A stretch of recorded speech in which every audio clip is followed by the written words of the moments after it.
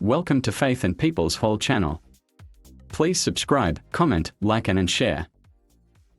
Pa Elton, as he was affectionately called, left his native country England to come to Nigeria in March 1937 in response to a divine call to be a missionary to Ilesa.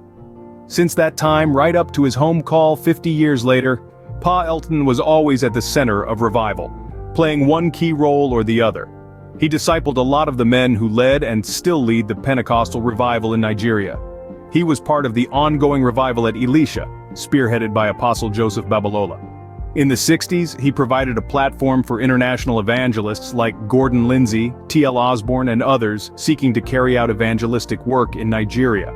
In the 70s or West, he became the father of the Pentecostal charismatic movement that emerged in the nation's campuses. In the 80s, up to his passage in January 13, 1987, he concentrated on teaching prophetic truths about the kingdom of God and the emergence of the end-time overcomer company. Sign of speaking in other tongues. In Sunderland, a Pentecostal revival broke out in 1907, even as the Azusa Street revival was going on in Los Angeles. Around 1928, God began to stir in Pa Elton's heart a desire for the gifts of the Spirit.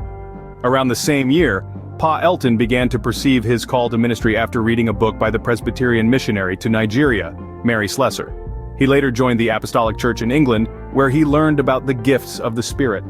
God began to speak to him about his call to Nigeria and the exact location he was to go, Ilesa. He was so sure about his call that he named his dog Ilesa before leaving England.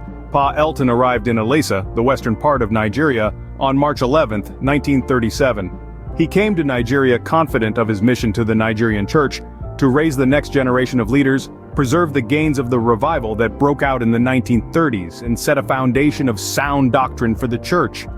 The 1930s was a significant decade in the Nigerian church, as it saw the rise of the Oke-Oye revival led by Apostle Ayo Babalola, a prophetic and apostolic minister known for great signs and wonders. This revival took place in Ilesa. Thus, when Pa Elton arrived in Ilesa, he joined forces with Apostle Ayo Babalola. He became a mentor to Apostle Babalola. The church in Ilesa was already used to the prophetic, accompanied by incredible signs and wonders. Still, Pa Elton brought essential aspects to the church, such as doctrine, balance, and the need for discipleship. Like the biblical apostles, God used him to set a foundation for the Nigerian church. Thus, he was not just a missionary. Still, like the Apostle Paul, an apostolic and prophetic voice, carefully setting the foundation of the church in a nation he prophesied would trigger the revival coming out of Africa.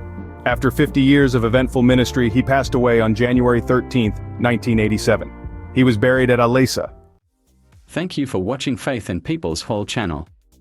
Please subscribe, comment, like and share.